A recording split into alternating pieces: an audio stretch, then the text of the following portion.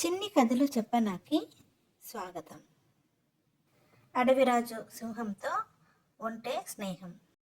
ఒక అందమైన అడవికి రాజైన సింహము పరాక్రమవంతుడే కాకుండా మంచి దయాహృదయం కలవాడు.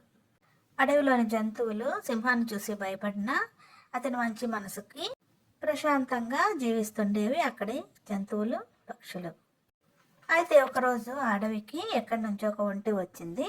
ఒక చెట్టు కింద అలసిపోయి సేద తీర్చుకుంటుంది. దారి తప్పి వచ్చిన ఆ ఒంటె ఆకలితో సొమ్మసిల్లిపోయినట్టు ఆ చెట్టు కింద కూర్చుండిపోయింది. అడవిలోని జంతువులు సింహం రాజు దగ్గరికి వెళ్ళి ఒక కొత్త జంతువు అడవిలోనికి వచ్చిందని కబురు చెప్పాయి.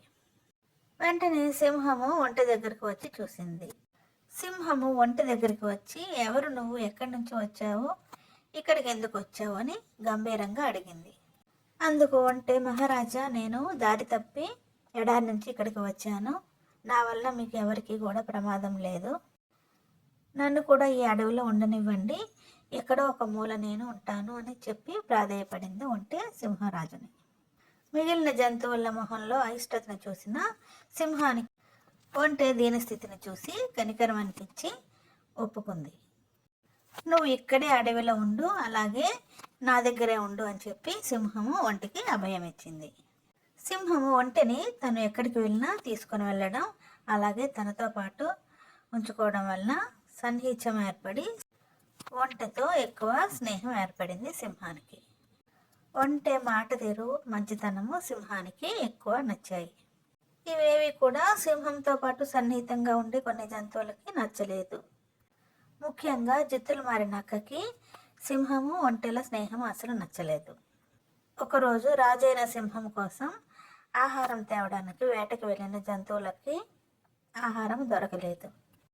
ఎంత వెతికినా కూడా ఆ రోజు ఆహారం దొరకక సింహానికి కూడా ఆహారం లేదు, అలాగే అనుచరులకు కూడా ఆహారం లేదు. జిత్తులు మారి నక్క సింహం దగ్గరకు వచ్చి, మహారాజా, ఈరోజు ఆహారం దొరకలేదు ఎవరికి కూడా, మీరు కూడా ఆకలితో ఉండాల్సి వస్తుంది. పక్కనే ఆహారం ఉంది కదా ఒంటె, దాన్ని ఎందుకు వదిలేస్తున్నారు మీరు అని అడిగింది. ఒంటెను మీరు చంపారంటే ఎన్నో రోజుల వరకు మనం ఆహారం కోసం బయటకు వెళ్ళాల్సిన అవసరం లేదు అంది నక్క. వెంటనే అక్కడ ఉన్న ఒంటె సింహంతో, మహారాజా, మీకు ఆహారం అవ్వడానికి నాకు ఎటువంటి అభ్యంతరం లేదు, అది నా అదృష్టంగా భావిస్తాను అంది సింహంతో ఒంటె. సింహము అందుకు ససేమరా ఒప్పుకోలేదు. మిగిలిన జంతువులతో చెప్పింది సింహము, ఒంటె నా స్నేహితుడు, ఎప్పటికీ కూడా నేను ఒంటెని ఆహారంగా చేసుకోను, మా స్నేహం ఎప్పటికీ ఇలాగే ఉంటుందని చెప్పింది గట్టిగా. ఎవరైనా ఒంటి జోలికి వస్తే వారు నా ఆహారంగా మారుతారని హెచ్చరించింది సింహము నక్కతో పాటు మిగిలిన జంతువులన్నిటికీ. ఆ రోజు నుంచి సింహం ఒంటెల మధ్య స్నేహం మరింత బలపడింది. విశ్వాసము మరియు ఒకరి యందు ఒకరికి గౌరవం ఉంటే ఎప్పటికీ కూడా ఆ స్నేహం బలపడి ఉంటుంది. ఇలాంటి మరిన్ని చిన్ని కథల కోసం do like, share and subscribe my channel చిన్ని కథలు చెప్పనా.